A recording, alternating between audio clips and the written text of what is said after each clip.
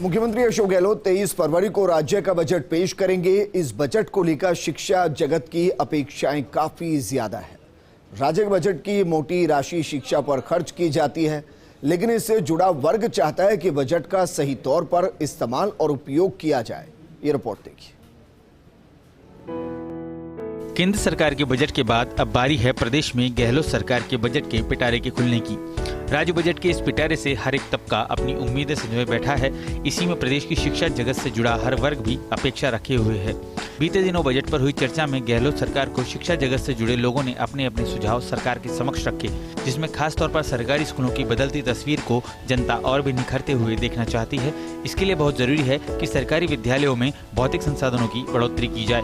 सुझावों में ये भी बताया गया कि 1700 विद्यालय भवन विहीन हैं, जिनके लिए भवनों की व्यवस्था होनी चाहिए। पहले से संचालित महात्मा गांधी अंग्रेजी माध्यम विद्यालयों को अलग से बजट दिया जाना जरूरी होगा। गर्ल्स स्कूल को इसमें मर्ज नहीं करके नए अंग्रेजी स्कूल तैयार करने होंगे। साथ ही उनमें प्रशिक्षित शिक्षकों की भर्ती भी की जानी चाहिए। शिक्षक संगठनों ने प्रदेश के शिक्षा विभाग में अल्प मानदेय में लगे कर्मचारियों के मानदेय में बढ़ोतरी और नियमितीकरण की घोषणा की उम्मीद इस बजट में संजोई है। 10वीं और 12वीं की बच्चियों को जो 75% से अधिक अंक प्राप्त करती हैं, उनको गार्गी पुरस्कार बसंत पंचमी के दिन दिया जाता है। 383 करोड़ रुपए का बजट होते हुए भी इस साल उन बच्चियों को गार्गी पुरस्कार से वंचित रखा गया।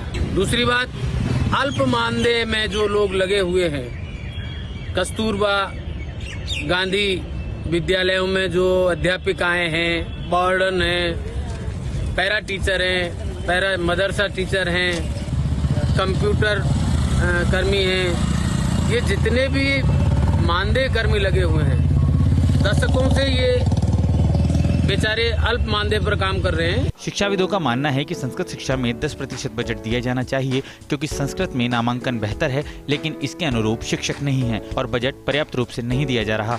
इसके साथ ही प्रदेश स्कूल से लेकर कॉलेजों में ऑनलाइन शिक्षा के लिए भी सरकारी शैक्षणिक संस्थाओं को मजबूत करने की मांग रखी गई है, ताकि सरकारी विद्यालयों महाविद्यालयों में डिजिटलाइजेशन हो सके और कोरोना महामारी के दौर में विद्यार्थियों को आने वाली चुनौतियों के समय में पढ़ाई पर विपरीत असर नहीं पड़े। कॉलेज खोलने के साथ ही उन्हें नई भर्तियों से सही तौर पर संचालन की मांग भी बजट में रखी गई है।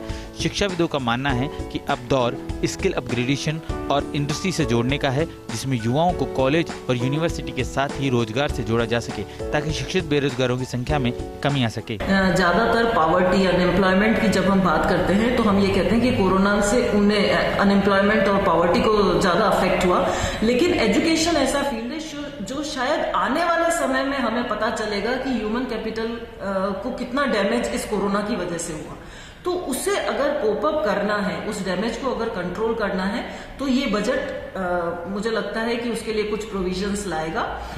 दूसरी चीज, नई शिक्षा नीति आई है, तो नई शिक्षा नीति में जो चीजें हैं उनके प्रोविजंस को इम्प्लीमेंट करने के लिए भी नई इस बजट में कुछ प्रोविजंस एक्सपेक्ट कर रहे हैं हम। इधर अभिभावकों का कहना है कि प्रदेश में गार्गी पुरस्कारों की राशि के बाद भी समय पर वितरण नहीं किया जाना गलत है, क्योंकि शिक्षा विभाग में इसका बजट अलग से दिया जाता है। इसी तरह प्रदेश में अंग्रेजी माध्यमों की संख्या बढ़ाने और नर्सरी स्कूल खोलने के साथ ही उन्हें पर्याप्त बजट राशि से मजबूत करने की मांग अभिभावक वर्ग करता रहा है, ताकि निजी विद्यालयों में मोटी फीस चुकाने पर पेरेंट्स को मजबूर नहीं होना पड़े। पहली मांग तो हम ये करना चाहते हैं कि जो पिछले 3 वर्षों के अंदर प्रदेश के अंदर 1200 स्कूल इंग्लिश खोले हैं सरकार ने, तो उसकी जगह वो 2000 कम से कम स्कूल इस सत्र के अंदर वो नए खोले, उसका प्रोविजन इस बजट के अंदर हो, शिक्षकों की भर्ती इसके अंदर हो, और जो स्कूल हैं उनका बजट इतना उनको और दिया जाए जिससे कि वो अपडेट हो सके। जो निजी स्कूलों की एक मनमानी और उनकी एक मोनोपोली चली आ रही है, जो एक मध्यम वर्गीय परिवार या जो नहीं कराते सरकारी स्कूलों में बच्चों को, अभी देखने को मिला कोविड के दौरान इतने अभिभावकों ने हजारों की संख्या के अंदर कई गुना अधिक प्रवेश के लिए उन्होंने अप्लाई किया, लेकिन उनको प्रवेश नहीं मिल पाया। तो इस बजट के अंदर उसके लिए मांग करते हैं कि ये स्कूलों की संख्या बढ़े, अपडेट हो। बहरहाल स्कूली शिक्षा से लेकर कॉलेज शिक्षा तक की बात की जाए तो राज्य के आगामी बजट से काफी उम्मीदें हैं।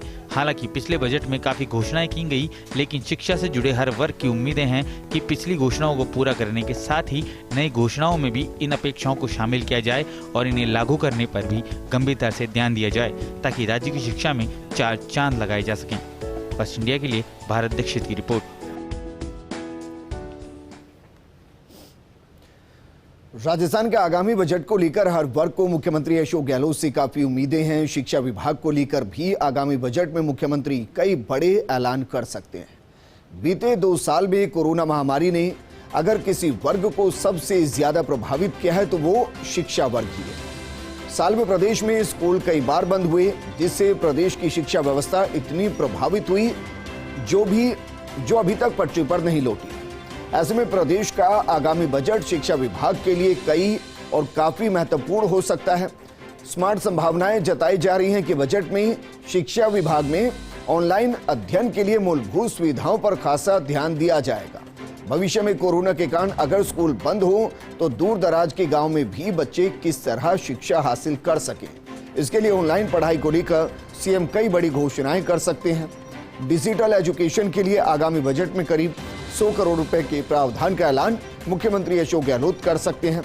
स्मार्ट क्लासरूम बनाने का ऐलान भी मुख्यमंत्री बजट में कर सकते हैं।